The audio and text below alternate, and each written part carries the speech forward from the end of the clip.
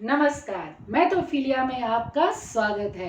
बच्चों, आज हम मेंसुरेशन के फार्मूलाज को बनाना सीखेंगे ताकि आपको रटना ना पड़े। देखिए कैसे। ये क्या है? एक कॉइन है जो कि एक सर्कल शेप का है। अगर हम इस सर्कल शेप के ऊपर एक कॉइन्स को इस तरह से स्टैक करते हैं तो ये बन जाता है एक थ्री डायमेंशनल फिगर, यानी कि सिलेंडर, जिसे कहते हैं बेलन। अगर हमें इसका वॉल्यूम फाइंड आउट करना है, यानी कितना मेटल इसमें इस्तेमाल हुआ है, तो हम इसके वॉल्यूम के लिए जो फार्मूला लगाने वाले हैं वो है एरिया ऑफ द बेस, यानी आधार का क्षेत्रफल गुना ऊंचाई into height. Area of the base into height. अब यहाँ पे बेस है हमारा सर्कल, और सर्कल का एरिया आप जानते ही हैं, वो होता है पाई आर स्क्वायर। तो यहाँ सिलेंडर का वॉल्यूम बन जाएगा, volume of cylinder will be pi r square into h, जहाँ पे पाई आर स्क्वायर क्या है? बेस। तो यहाँ पे आसान हो गया ना।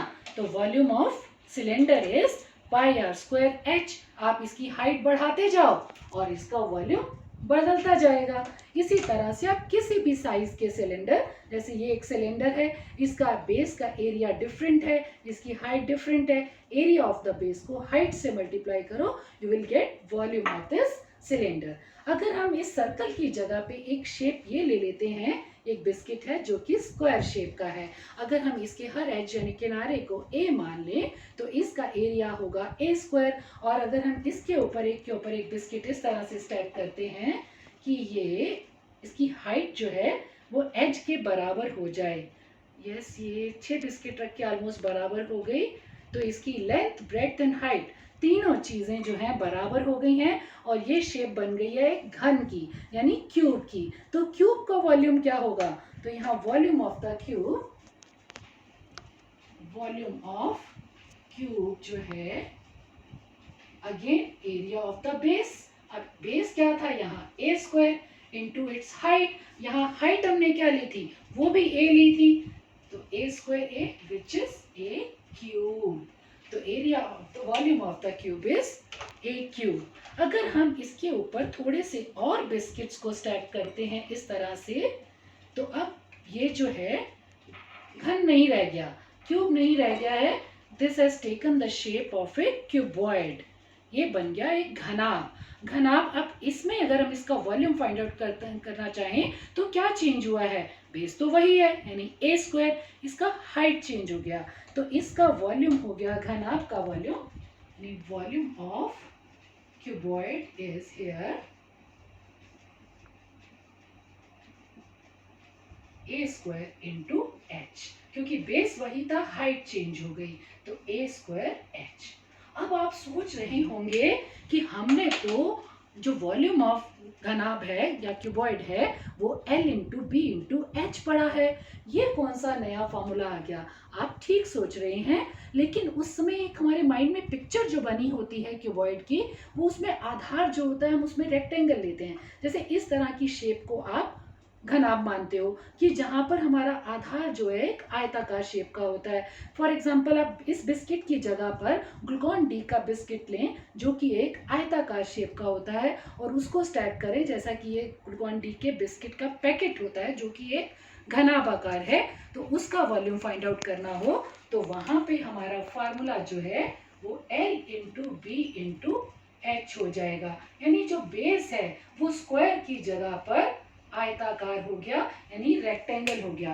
तो ये रेक्टेंगल बेस का area into height will give you volume of that cuboid. अब ये तो बात रही हमारी एक सिलेंडर की, घन की और घनाभ की। अगर आपको कोई डिफरेंट सी शेप दे दी जाए, जैसे अगर ये वाली शेप की बात करें, ये क्या शेप है?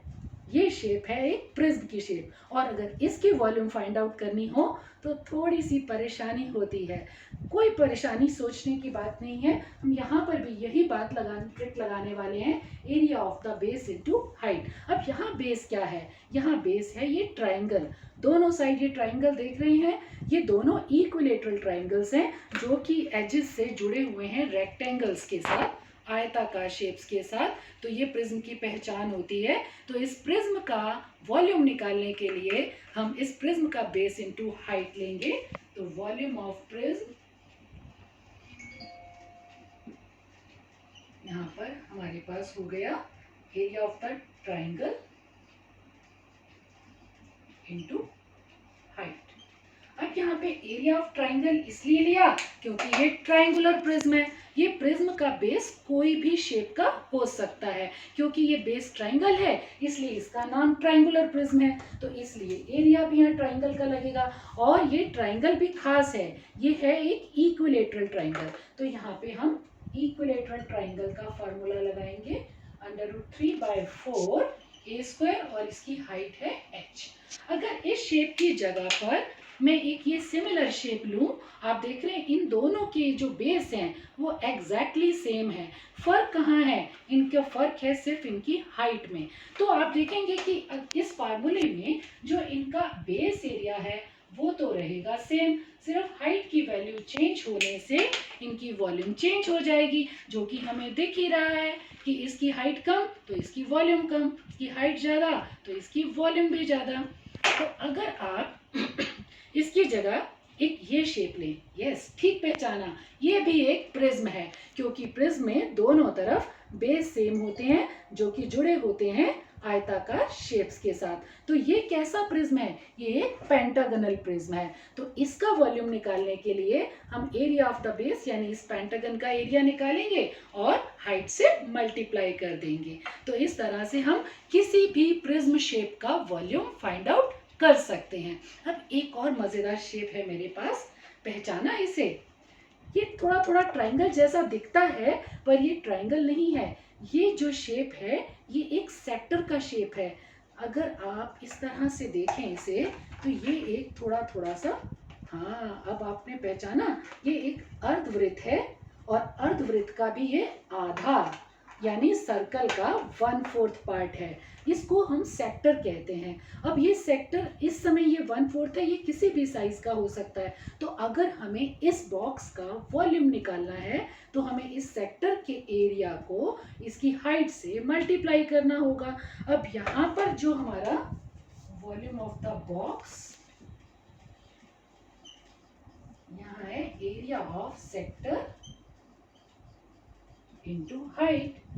अब यहाँ एरिया ऑफ द सेक्टर क्या है, ये सेक्टर जैसा कि हमने बताया कि ये 1/4 ऑफ द सर्कल है। और ये बॉक्स क्या है, ये एक सिलेंडर का 1/4 है। कैसा सिलेंडर, जिसका रेडियस ये है और जिसकी हाइट कम है यहाँ, इसलिए आप थोड़ा इमेजिन करने में आपको परेशानी हो सकती है कि एक सिलेंडर का ही हिस्सा है। तो ये 1/4 ऑफ द सिलेंडर है। तो यानी कि एरिया ऑफ द सेक्टर हो गया 1/4 ऑफ सर्कल इनटू हाइट। अब ये जो मैंने एरिया ऑफ सेक्टर यहाँ लिखा, ये एक पर्टिकुलर सेक्टर है जिसको जो हमें पता है कि वो 1/4 है। अब एक और चीज आपको दिखाने वाली हूँ, ये देखिए, ये है एक केक जो कि सिलेंडर यानी बेलनाकार शेप में है। अब ज़रूरी तो नहीं है ना कि हमेशा हम सिलेंडर का 1/4 ही लें। जब हम केक का स्लाइस कट करते हैं तो हम इसमें छोटा भी कट कर सकते हैं, ज़रूरी नहीं कि हम 1/4 कट कर रहे हैं।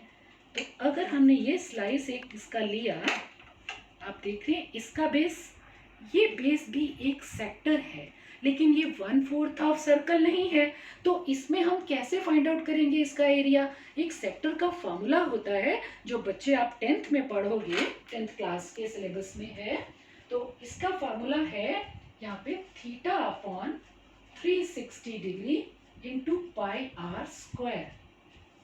This is the formula of sector, right. इस सेक्टर का एरिया का फॉर्मूला।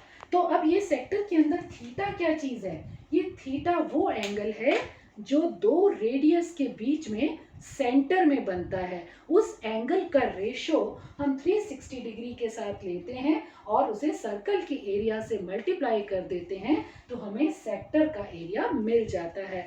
अब आप समझ ही गए होंगे कि नेक्स्ट स्टेप क्या करना है।